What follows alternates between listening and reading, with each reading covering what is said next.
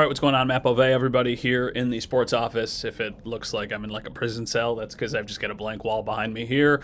Wanted to jump on. So the Bills just announced a 3-year contract extension for Dion Dawkins. According to ESPN's Adam Schefter, the deal is worth I think max $60.5 million.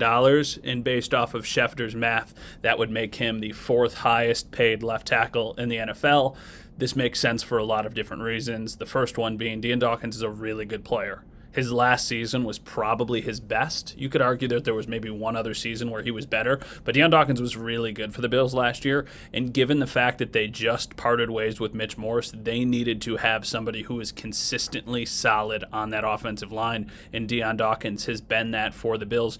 You can retool your offensive line, but you cannot completely rebuild it. And I think the move on from Morse and moving McGovern over, you needed to make sure that that left side was taken care of. So this, for the Bills, gives them a legit left tackle for the next several years through 2027, but it also once again frees up cap space for them and gives them more wiggle room if they want to go out and try and sign a couple different players. This was always one of the ones that made sense. I think there were three kind of no-brainer things that the Bills needed to do.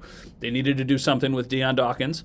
They needed to do something with Josh Allen, which hasn't happened yet, but I think it's going to at some point today.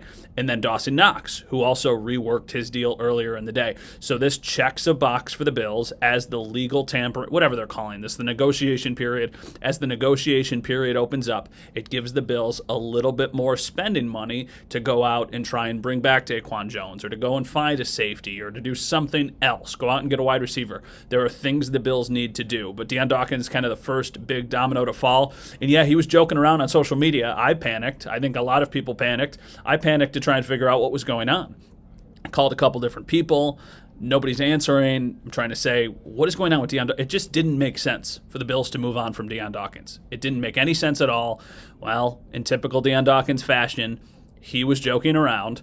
I don't think Bills fans saw it as a joke until a couple minutes later. I will say this. Thank goodness for Bills fans that Adam Schefter reported it pretty quickly after he posted that, because there were people who immediately took it seriously. Maybe just knowing Dion Dawkins a little bit, I was careful to jump on the, okay, they're parting ways with him. It just didn't make any sense. It didn't make any sense. It doesn't. They did the right thing. They extend Dion Dawkins. It gives them more money, and it also keeps their left tackle here in Buffalo through 2027. Welcome to the beginning of the chaos, everybody.